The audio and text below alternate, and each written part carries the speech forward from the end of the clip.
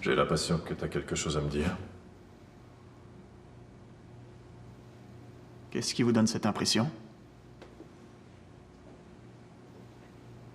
Si tu as ou si tu crois avoir quelque chose sur le cœur, te gêne pas. Et si c'est moi qui parlais et vous qui écoutiez? Ok. À partir de demain, il y aura quelques changements dans votre campagne. Paul s'en va. Je deviens directeur en chef. Je vais écrire une déclaration. La campagne est à un point où il nous faut opérer des changements. Vous pourrez reformuler ça dans vos mots. Pourquoi est-ce que je fais ça? Parce que vous voulez gagner.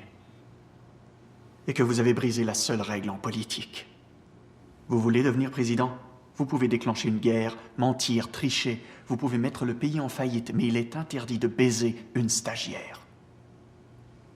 Ils seront sans pitié. Qu'est-ce que tu as comme preuve, Steven?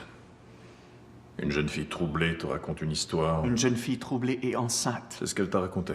qui avait besoin d'argent pour se faire avorter. Qu'est-ce que t'as fait? Tu lui en as donné? Elle avait peut-être juste besoin d'argent et t'étais le poisson idéal. C'est ça votre carte maîtresse? T'es vraiment désespéré, Steven, pour débarquer ici avec des conneries de ce genre. Tu n'as rien. Alors qu'est-ce que vous faites ici? Vous avez raison, Mike, je n'ai rien. Aucun envoi par courriel, aucun texto, aucun message, aucune photo, aucun enregistrement, mais je suis tout de même là devant vous. Ouais, mais là, va-t'en. Elle a laissé une note.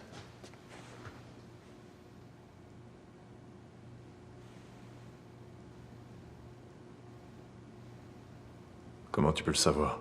Je faisais le ménage dans votre bordel. J'ai pris son téléphone et j'ai trouvé une note. Je croyais que c'était un accident. Je sais pas trop, Mike, vous êtes la dernière personne qu'elle a appelée, vous devez être au courant. La note dit qu'elle était enceinte, qu'elle s'est fait avorter et qu'elle ne veut pas vous nuire. Alors pourquoi aurait-elle laissé une note qui aurait tout l'effet contraire? À cause de ses 20 ans.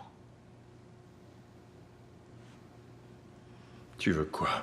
Vous congédiez Paul, aujourd'hui. J'arrange une rencontre entre vous et Thompson. Vous lui promettez d'être colistier. Ces 356 délégués vont vous soutenir. Vous gagneriez la Caroline du Nord et serez élu président. Vous ferez régner l'éthique où d'autres ont fait régner la corruption. Vous servirez tous les idéaux auxquels nous croyons.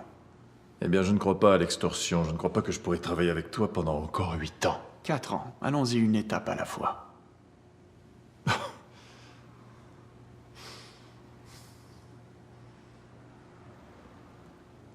Qu'est-ce que tu faisais dans sa chambre? Je vous l'ai dit, le ménage avant de voir votre tête à la une. Non, t'étais renvoyé. T'étais dehors. Je veux savoir ce que tu faisais dans sa chambre. Je limitais les dégâts. J'ai eu un appel. Une personne de l'hôtel a dit que je pourrais aider peut-être, alors... Donc t'étais plus de la campagne, mais t'as cru qu'il était important de limiter les dégâts.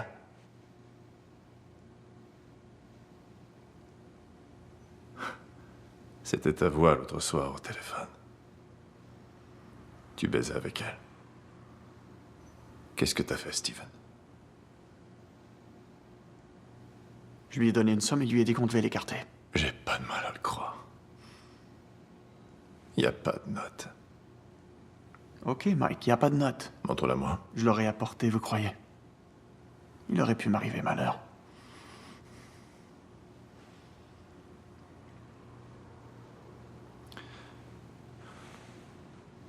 Ok, alors voilà ce que je crois.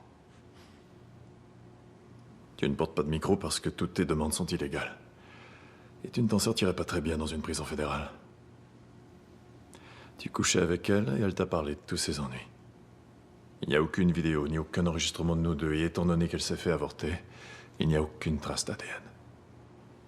Donc, s'il n'y a pas de note, c'est ta parole contre la mienne. Ta parole. La parole sans crédibilité d'un ex-employé frustré. Contre celle d'un gouverneur.